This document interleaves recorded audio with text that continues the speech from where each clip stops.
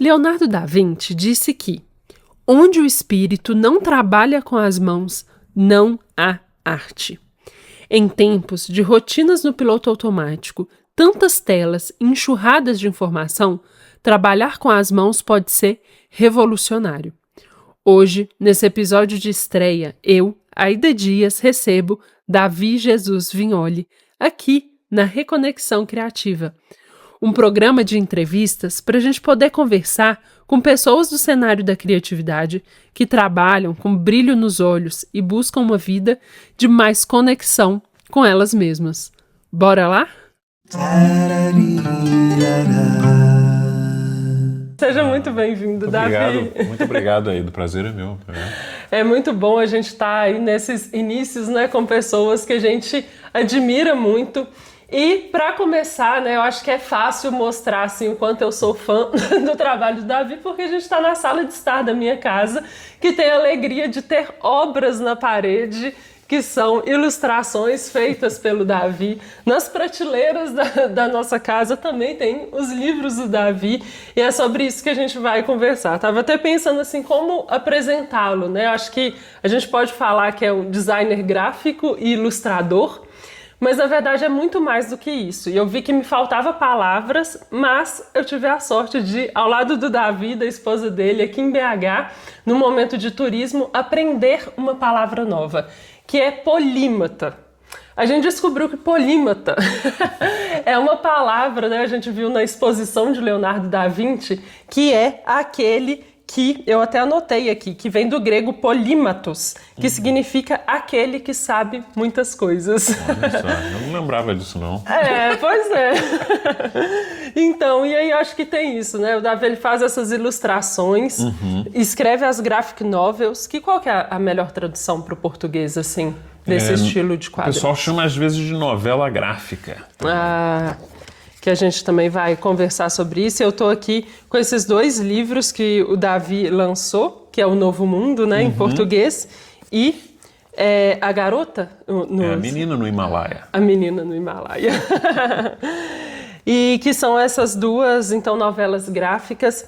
E o Davi também ele manda muito bem na música e tem uma empresa de facilitação gráfica, né, que é traduzir aí os eventos de forma gráfica. Então, você foi tendo aí muitas... você não precisou abrir mão assim, dos seus talentos, né? Você foi conseguindo agregar assim, né, várias das coisas, algumas profissionalmente, né? Outras como um hobby assim. Mas eu queria, Davi, começar te perguntando assim... nesse aspecto assim, de multitalentos, né, você conseguiu fazer com que a arte fosse sua profissão. E qual que é a sua primeira lembrança assim, de ter tido contato com a sua vocação? Assim? Onde que você acha que começou algo, quando você olha para trás e fala, acho que ali eu senti que esse caminho ia ser o meu? Assim. Eu acho que toda criança, né, tem esse desejo de desenhar. Então, o artista, de um modo geral, é aquela criança que nunca parou de desenhar, que continua tendo aquele desejo. No meu caso, por exemplo, eu lia muitas histórias em quadrinhos, então uma vez eu parei de desenhar como criança, eu continuei fazendo as histórias em quadrinhos e tudo mais, enquanto meus colegas estavam fazendo outras coisas. Mas o desejo de desenho, né, de me manifestar graficamente, sempre foi uma coisa assim, de infância. Eu acho que todo mundo tem isso também. E ali, teve algum momento que você sentiu que falou assim, eu acho que eu mando bem aqui nisso, porque a gente tem essa liberdade ali de todo mundo, mas parece que chega um momento da vida que todo mundo largou ali o desenho, né? Foi só escrever, hoje em dia é só digitar, assim. E teve algum momento que você falou assim, olha, isso aqui eu vou... vai seguir assim comigo? Teve sim. Eu acho que o artista, de um modo geral, é aquela criança que desenha, faz as aulas de arte e tudo mais, e a professora, gostei muito do teu desenho.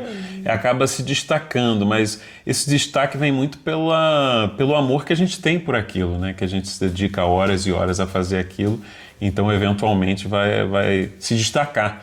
Então acho que é quando a professora gosta, quando os pais gostam, então isso aí gera realmente uma motivação grande para continuar fazendo. Ah, legal. E é interessante como às vezes tem algumas pessoas na nossa vida que vão ser quem vai apontar ali também para talentos que a gente às vezes não percebeu, né? E é legal que você fala sobre essa questão do fazer com amor, assim, né? E a gente está tendo a oportunidade de conviver aqui juntos. E eu vi que algumas pessoas aí falam assim, e aí, você trabalha com música, com desenho? E aí você fala algumas coisas, você fala, não, isso eu faço como amador, assim, mas eu sinto que você usa a palavra amador da forma correta, assim, né? Que é uma palavra também que vem do latim, chama amator, que é aquele que ama, que faz por amor, né, por prazer. Às vezes a gente até usa de uma outra forma, mas na verdade vem dessa paixão, assim. Eu acho que foi isso que algumas coisas entraram como a sua profissão, mas todas você faz com muito amadorismo nesse sentido Eu de acho que fazer com no muito caso do amor, né? artista, né, o artista ele sempre começa como um amador, aí depois que realmente as pessoas reconhecem o trabalho dele e querem pagar alguma coisa por isso. E hoje, então, você faz esse trabalho de facilitação gráfica, né? A gente vai até mostrar umas imagens de você trabalhando aí, traduzindo essas palestras, você também lança os livros, mas tem essa parte da música também que entra nessa parte, talvez como essa paixão também, assim, né?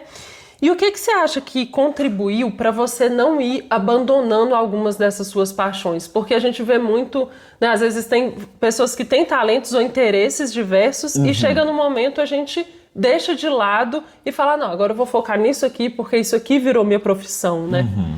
Então, onde que você acha o que aconteceu que você não abandonou, mesmo adulto, né, mesmo vendo a sua vida profissional se solidificar no caminho, porque o que aconteceu assim, para você ir mantendo tudo isso? Eu lembro uma aula, porque eu fui para a universidade, eu fiz Belas Artes na UFRJ, e eu lembro que teve uma matéria de um professor que era muito bom. Ele falou que se tivesse que dar alguma coisa para os estudantes dele, para os alunos dele, era curiosidade.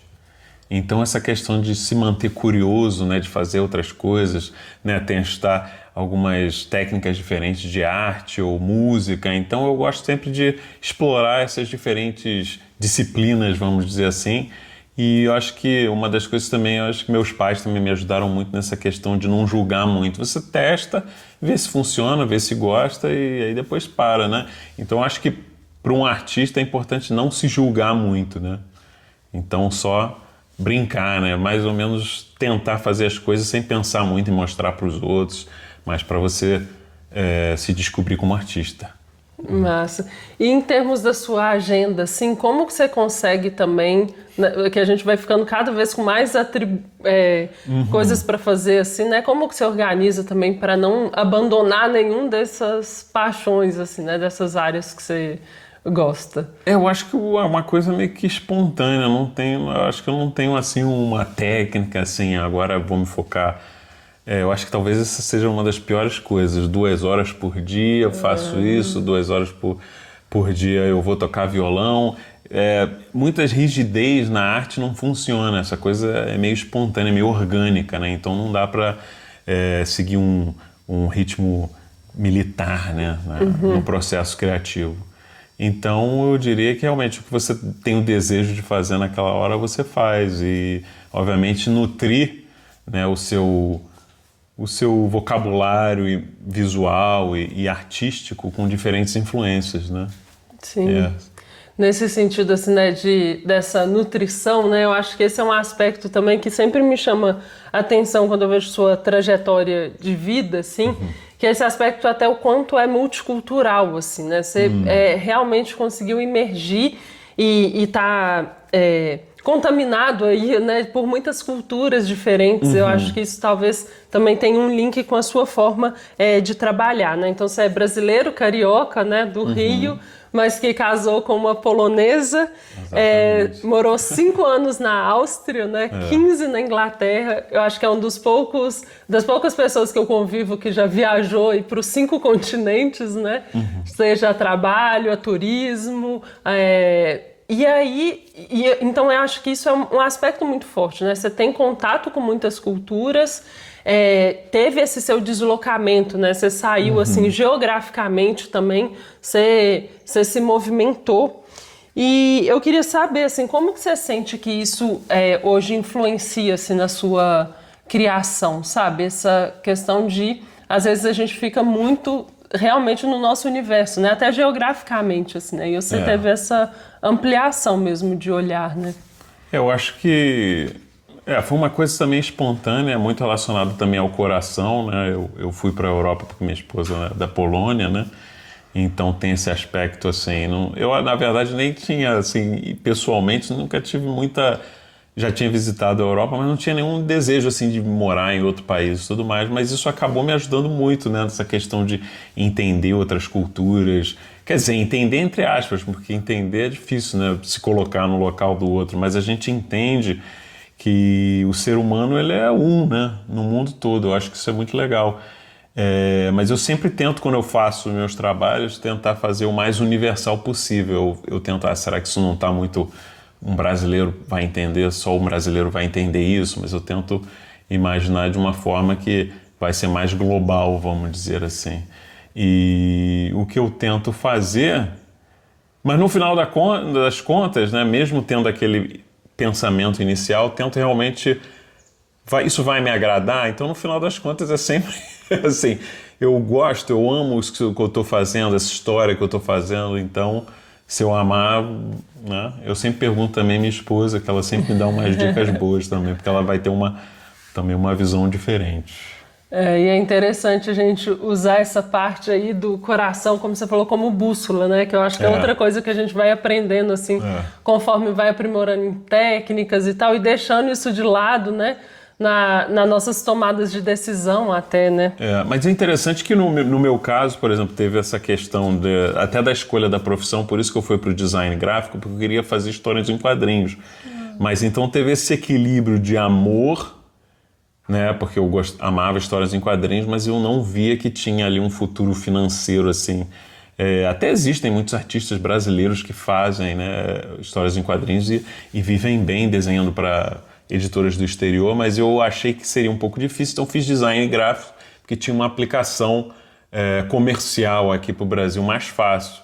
Então acho que esse equilíbrio aí é sempre importante também. Sim. E hoje, assim, como artista, quais lições você acha que ficou aí dessa questão de ter tido contato, assim, com tantas culturas diferentes, sabe? Acho que na hora de fazer o seu trabalho, ou até na sua forma, assim, de viver, o que você acha que veio como aprendizado, assim, desse deslocar, assim, entre culturas? Sabe o que é interessante que você está colocando agora? Realmente, depois de viajar para alguns locais, eu tenho certeza que muitas pessoas assistindo também viajaram para diferentes partes do mundo, né? É interessante como o Brasil, de modo geral, é muito misturado também nesse sentido, né? Muito miscigenado e tem também influências de diferentes culturas. Eu acho que às vezes é legal, né? Se você vai, sei lá, para um país árabe, você vê que tem uns reflexos ali, né, da cultura, ou vai para Portugal, você vê um reflexo grande para a África, né? Então, eu acho que isso aí, no meu caso, assim, eu acho que acaba sendo meio que espontâneo, né? Alguma coisa que eu vi em algum país ou de alguma cultura, aí eu vou tentar traduzir de uma outra maneira, usando talvez uma outra cultura, né? Tentando utilizar as qualidades de diferentes culturas. Por exemplo, existe, sei lá, um ancião no Marrocos. Aí eu vou fazer um ancião no Brasil, aí eu tento usar determinadas características que eu observei no Marrocos e criar aquele personagem no Brasil, mas usando similares arquétipos, vamos dizer assim. Você foi alimentando esse seu repertório. Exatamente, também, né? E a gente tem vivido, assim, tempos, né, de muitas informações, né? Hoje está até voltando a ser usado um termo que é a infoxicação, né? Que é uma mistura de informação com intoxicação. É tanta coisa, assim, para a gente digerir, né? Que fica realmente hoje, a gente tem até consequências, assim, de saúde mental, né? De ansiedade, até um dos motivos, assim, um dos grandes motivos atuais dessa desconexão, né, com a gente mesmo, com as coisas que a gente gosta, vem muito dessa infoxicação que a gente vive, né? E você criou essa empresa, né, Visual Scribing, que faz essa facilitação gráfica, e eu gostei muito que uma das coisas que a forma como vocês apresentam, né, é que vocês falam que a gente está vivendo essa época em que é indigesto, né, ter tantas informações, e que uma das coisas que a facilitação gráfica faz é nos ajudar a digerir esse volume, assim, de informações, né. E aí eu queria saber, assim, na sua esfera, né, pessoal, assim, como é que você tem feito para conseguir digerir melhor tantas informações nesses tempos que a gente tem vivido? Eu tento o máximo possível ficar longe do celular. Eu acho que isso tem ajudado bastante, né, na questão da saúde mental, reduzir o máximo o celular. Infelizmente, tenho desenhado a maioria dos trabalhos que eu tenho feito, faço no digital, no computador, mas o melhor seria, por exemplo, sempre que eu posso, eu faço desenho no papel. Né? Também para você manter ali naquele presente, né? no momento, né?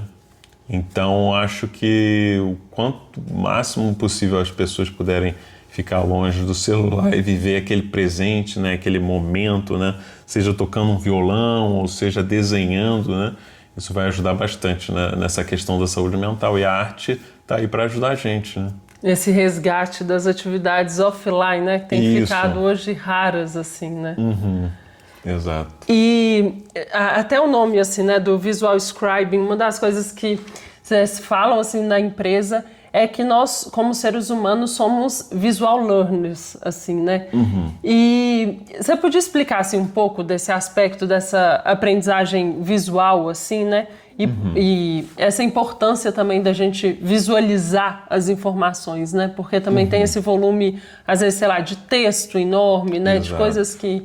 Então, o que você vê, assim, que é a importância, né, da gente conseguir visualizar as coisas, assim? Eu acho que até uma rápida introdução para facilitação gráfica, para quem não conhece. Facilitação gráfica, como o nome já diz, é usar visuais, ilustrações para suportar, né, para facilitar eu falei suportar, mas na verdade eu usei em inglês a palavra supporting, né? Mas facilitar uma comunicação. Por exemplo, o que acontece muitas vezes tem uma apresentação, uma palestra, aí a gente vai lá com um pedaço grande de papel, e enquanto a pessoa está falando, eu estou lá criando ilustrações relacionadas àquele tema. Então, no final do evento, no final daquela apresentação, você chega naquele painel e vai ter um resumo visual da palestra. Então é interessante que muitos participantes eles falam: você é a única pessoa, Davi, você é a única pessoa que precisa prestar atenção 100% no que o cara está falando. E é verdade, quando você está lá, você tem que ficar 100% de atenção na pessoa. Então também é bom para se manter num estado presente, né? No, total. E é muito fácil a nossa atenção ir para todos os lugares e a gente absorver o que a gente está assistindo também é cada vez mais desafiador, né? Com certeza, com certeza. E como que você acha que a gente pode fazer para visualizar as nossas próprias ideias, assim? Porque você, né, trabalha com isso profissionalmente, acho que defende o quanto é mais fácil, né, quando a gente está vendo as coisas e tem em muitos momentos, né, independente do projeto que seja, às vezes até aspectos pessoais que a gente está vivendo, a gente fica com muita coisa na cabeça, mas não consegue visualizar ali tanto, né? Então, o que você acha que a gente pode fazer nas nossas vidas, assim, mesmo quem às vezes não tem o dom, né, dos desenhos, para visualizar o que tem passado assim dentro da gente? Eu acho que as pessoas podem, como eu faço também, copio. Eu vejo alguns desenhos assim que eu acho legal, eu reproduzo. Mas, por exemplo, se a pessoa tiver um notebook onde ela anota lá, por exemplo, isso também é uma coisa muito boa, né? Tentar evitar de colocar muitas notificações no computador e coloca no seu caderninho. E aí, sei lá, você tem um encontro com um médico. Aí você vai e desenha, por exemplo, um calendário ou um reloginho. Você tentar usar alguns símbolos para dar suporte a essas mensagens que você coloca lá na sua agenda, no seu caderno. E aí você pode ir sofisticando, aí você coloca um reloginho para o encontro, aí na próxima você já coloca um doutor, aí você pode desenhar um ícone de um doutorzinho lá com qual é o nome daquilo? De ouvir o coração, né? De ouvir o coração, então eu esqueci. Mas então você já adiciona alguns detalhes que vão ser claros para as pessoas que aquele ali é um doutor. E aí você, aos poucos, vai desenvolvendo, né, uma certa vocabulário visual. Mas eu acho que, para mim, funciona muito colocar no notebook, assim, alguns ícones de coisas relacionadas. Viagem, eu coloco, sei lá, um ônibus, assim, se eu tiver que pegar um ônibus, desenho um ônibus. Então tá tudo visualmente, de uma maneira que a comunicação é muito mais rápida, né? E o notebook, no caso que você está falando, na verdade é o caderno. Isso, nosso, exatamente, né? é o notebook, é o caderno, né? Que em português a gente fala o notebook como a parte digital, mas é trazer mesmo para esse... Papel e caneta. Papel tinta. E caneta, E a gente voltar, acho que também é isso, né? Trazer essas ferramentas offline também para nossa rotina, né? Porque vai ficando tudo tão no celular, exatamente, né? Que às vezes a gente vai perdendo também essas habilidades, assim, né? E, Davi, tem um outro ponto que eu acho que desse aspecto aí das várias culturas e experiências que você vai agregando, tem essa sua experiência longa aí, né? Agora de 30 anos já meditando, né? Você começou muito novo. E é uma coisa também, né? Que até na Reconexão Criativa eu fui investigando muito, é uma parte que me interessa entender esse link, assim, da meditação e da criatividade, né? Acho que você é alguém que conseguiu praticar isso, né, em vários âmbitos, assim. E a gente vê mesmo essa questão, igual a gente falou, desse grande tema hoje em dia de saúde mental, dessa capacidade de discernimento, assim, né? E da dificuldade que a gente tem de conectar com a gente mesmo, né? E a meditação ser uma ferramenta para isso, né? Mas aí eu queria saber como que hoje, né, essas instâncias se relacionam para você. E a partir da sua experiência, o que é que você tem também para falar para aquelas pessoas que falam, não, isso não é para mim? Porque parece um pouco que é uma coisa para gente muito zen, né? Que está um pouco até afastada, assim, da sociedade. Não, você está lá trabalhando, atendendo grandes clientes, viajando o mundo, mas meditando, assim, também, né? Então, o que da sua experiência, né, você sente que é uma boa dica para quem acha que, não, esse caminho aí não é o meu, né?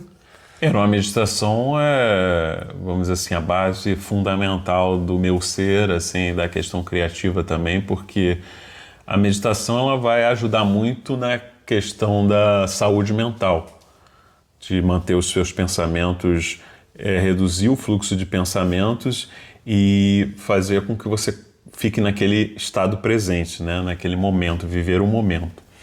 Então, na questão da criatividade tem tudo a ver também, porque a criatividade ela tem muito a ver com a questão da liberdade. Por exemplo, se você estiver desenhando alguma coisa e dentro, né, da sua mente tiver alguém falando isso, desenho está ruim, ou não desenha aquilo, tem que fazer assim, porque senão, sei lá, meu vizinho não vai gostar, ou não posso desenhar porque, sei lá, o lado B, o lado A não vai curtir.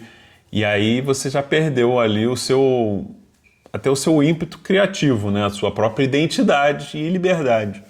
Então a meditação ela vai acalmando os pensamentos, todos esses agentes que, né, dão ideias lá para você do que você pode fazer e o que não, eles calmam, eles cessam de existir, você pode manifestar o seu verdadeiro eu, vamos dizer assim, sem muitas influências, sem nenhuma interferência externa. Então a criatividade tem muito a ver até com esse estágio infantil de você experimentar. Não fica se julgando muito não, porque o julgamento é uma das piores coisas, né, para a criatividade, né? Senão você não cria nada também novo, né? Você vai, vou copiar ali porque aquele artista fez aquilo, é maravilhoso, todo mundo reconhece ele, então vou fazer dessa maneira, você copia. Mas o importante é você ter uma expressão pessoal, uma expressão única. Então a meditação ajuda em todos esses aspectos, né? De você ter uma identidade, de você acalmar seus pensamentos e você também se sentir satisfeito com aquilo que você faz, né? E nesses anos todos, acho que você também ensinou muitas pessoas a meditar, assim, né? E o que você sente que é a principal barreira, assim, que as pessoas têm no início até conseguir, sei lá, se entregar mais a essa experiência? Eu acho que as pessoas, de um modo geral, a dificuldade maior talvez era conseguir tempo, assim, para meditar, né? Se dedicar à meditação, porque existem muitas tarefas, né? Muitos afazeres, né? Que tomam a atenção das pessoas. Eu sugeriria que a pessoa, né? Conseguisse ter um tempo, né?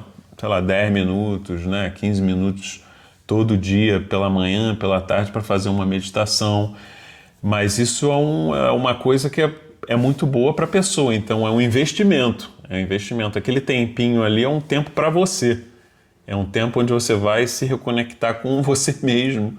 E aí, uma vez você estando em equilíbrio e estando bem com você mesmo, você vai poder criar e vai poder mostrar isso para os outros e, eventualmente, até ganhar por isso, né? Vários desses insights também até profissionais, né? Exatamente. Acho que a gente recebe mais nesse estado, né, que você está falando. Com certeza. Excelente, Davi. E agora, como eu falei, foram então 20 anos fora do Brasil. Agora você está vindo passar uma temporada aqui, né? Um novo capítulo. E o que você tem esperado, assim, né? Ou até do que você trouxe aí nessa bagagem desses 20 anos?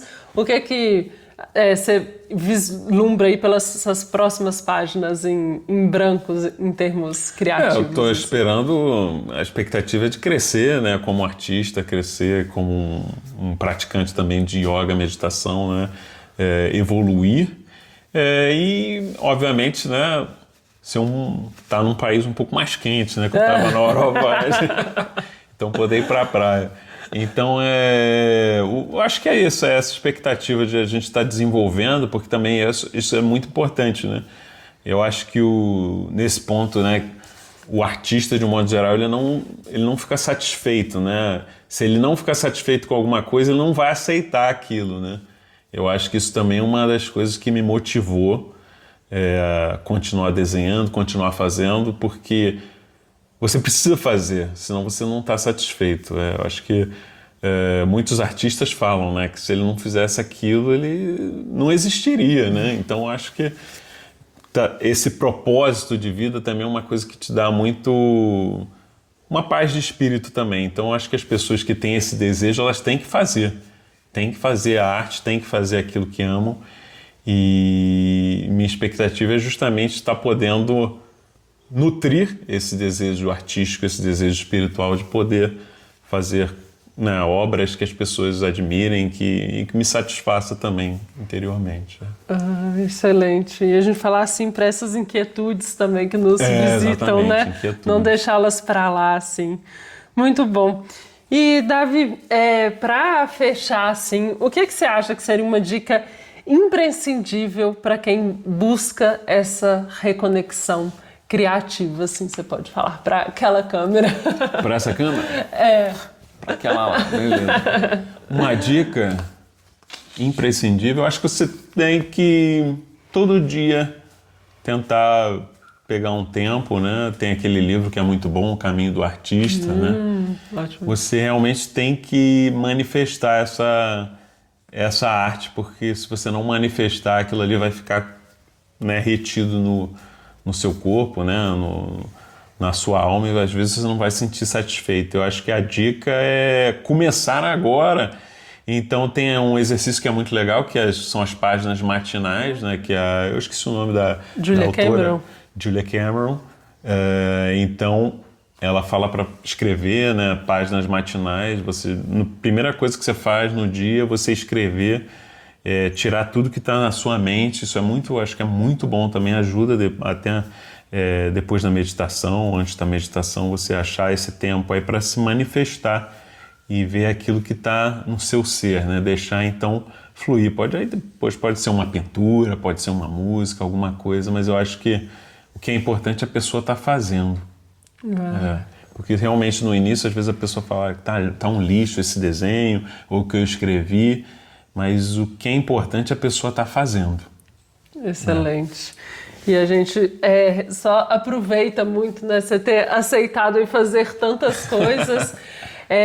E tem uma das formas, eu acho que ajuda também muito a gente a se conectar assim, com a gente mesmo, que é a música, né? Você até fala isso de uma forma muito legal, porque quando a gente está conversando é diferente de quando a gente está ouvindo uma música, assim, né? Tocam lugares diferentes, né? Com certeza, com certeza.